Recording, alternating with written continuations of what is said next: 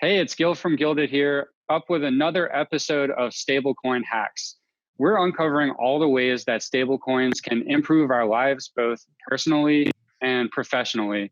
Today, I have with me Shehan Chandrasekera from CoinTracker.io. CoinTracker is the most trusted and secure cryptocurrency portfolio and tax calculator. So Shehan, tell us a little bit about why someone might want to use cryptocurrency or digital currency kind of in general. Yeah, I think there's sort of use cases for cryptocurrencies. I think for me, part of the main reasons why one would use cryptocurrency is to avoid these, hefty transaction fees that you had to incur if you're going to like a big bank or other financial institution. So that's one use case. The other use case would be to accelerate the transaction processing time. Like for example, if you had to deposit a check, you had to wait one business day, but in a Bitcoin transaction, it gets settled in a matter of few minutes. And also transactions, they're highly secured. You can do private transactions through privacy coins, and then there's stable coins, which we're going to talk in a few minutes. That that do not have that volatility associated with regular cryptocurrency. So there's this sort of benefits to transacting in cryptocurrencies compared to fiat. Cool. So I think cryptocurrencies have been around for, let's say, 9 or 10 years now, and we really haven't seen we've seen it really grow up in terms of a way to invest, but not so much for other things. But one of the reasons why it hasn't really caught on as a form of payment is people always talk about volatility. So can you tell us a little bit more about why there's volatility in the crypto market and what it means for being able to adopt this new technology? As you mentioned, one of the reasons why the adoption has, in my opinion, become somewhat delayed is because of this, huge fluctuation of prices. As everybody knows, Bitcoin was supposed to be a medium of exchange, but it is working as a medium of exchange in some part of the world, but in the U.S. and in most countries and among most users, they don't use it as a medium of exchange because of the the high price volatility. Because you don't want to be that guy who bought that 2 pizzas using 10,000 100 bitcoins or something like that. But the good thing is that stable coins have come into the market. The stable coins are the solution for that price fluctuations, because stable coins they do offer the same functionality when it comes to security, the processing speeds, and everything that's associated regular cryptocurrencies like Bitcoin and other, but without the volatility that's really bad when it comes to using something as a medium of exchange. So and then the stable coins, there's this bunch of stable coins, USDC, Tether, and there's other stable coins that's coming into the market. And then Facebook, they're working on their own stable currency called Libra as well. So there's a lot to improve, in the stable coin space. And I'm hopeful for the future. Nice. So I want to dig into the volatility part more. So as I understand it, with Bitcoin, I can send a payment or receive a payment anywhere in the world, and it's got really low transaction fees. But the issue is that the other person who receives it, now they've got Bitcoin, but the price can go up or down 10% or more in a day versus US dollars or another traditional currency, right? So sorry, go ahead. Yeah, so that's the real issue, is if you are an individual or a business and you're trying to use it, you don't want to take that risk. But besides the risk of the actual volatility, there's also another factor, right? So you're a CPA, you work for the #1 crypto tax firm out there.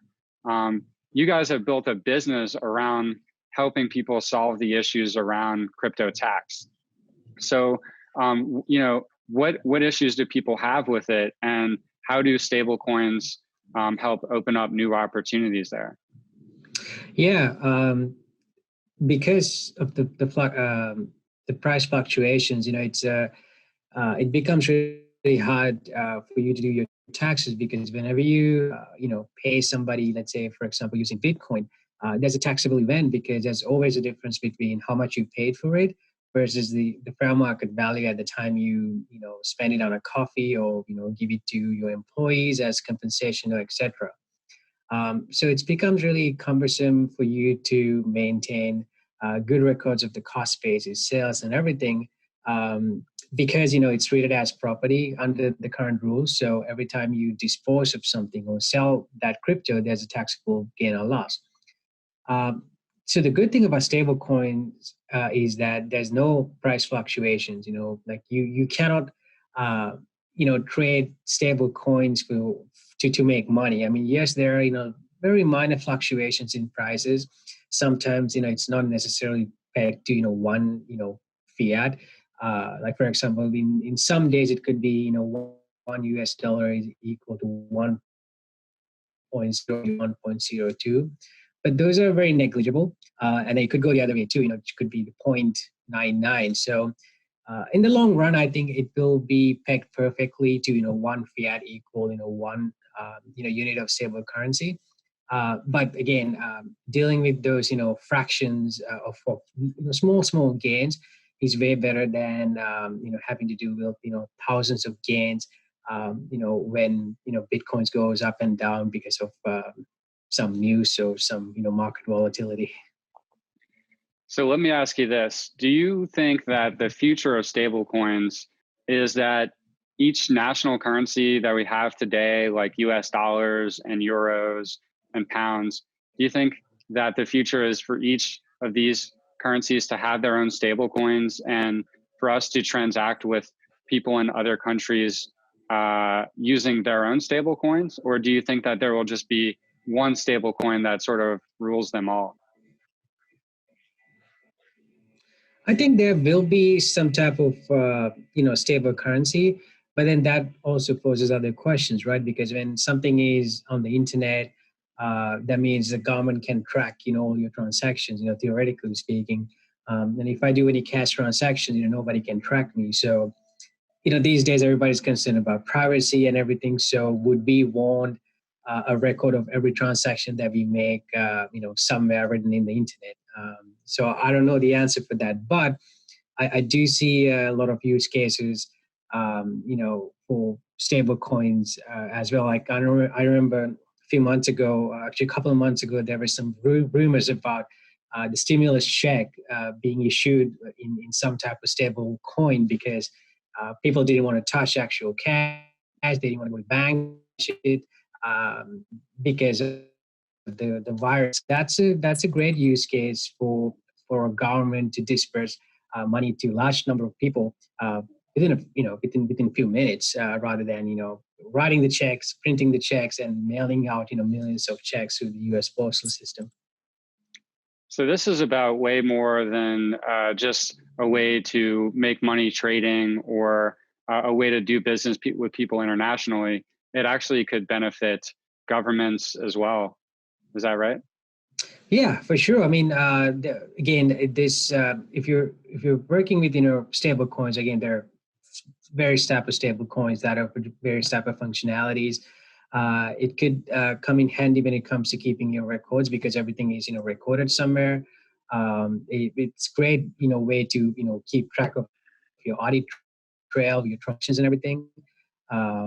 Again, I think the easiest way to think about the stable coins is that they can offer the same facilities, same new things that we like about Bitcoin and other cryptocurrency, without the volatility that we don't like when it comes to using something in a commerce environment. I mean, for speculators, yeah, the Bitcoin and other cryptocurrencies are great, but if you want to see the adoption in digital currencies, in the masses, somebody has to fix the volatility of prices, and I think stable coins are doing a great job in doing so. Last question for you. So if you owned your own CPA practice and you were advising a client, let's say it's an individual or a business, and they were considering using stablecoins, what things would you ask them about? What should they be concerned about if they're considering using this new technology? Yeah, I think obviously there should be somebody in their team, who knows about this, who can run these type of transaction internally. Obviously, they're going to need services like Gilded to issue invoices and do all the compliance back end task related to stablecoins. Because if you're in an industry that let's say you're a SaaS company that accepts your subscriptions to stable coins, and there should be a mechanism to issue invoices. There should be a mechanism to record everything, and there should be a mechanism to transfer all those information into QuickBooks, and other tax software. So those potential clients, they have to think about those those tools that's going to help them do their back-end accounting and other compliance tasks, when using stablecoin as well. Awesome. Well, thanks for joining us on this call. It's been great to hear your perspective on stablecoins. If you're tuning in and you like this video, we're posting a ton more stablecoin hacks with blockchain industry thought leaders. Check us out at Gilded Finance on Twitter, or visit us on the web at gilded.finance. Thanks, and that's all for now. Thanks.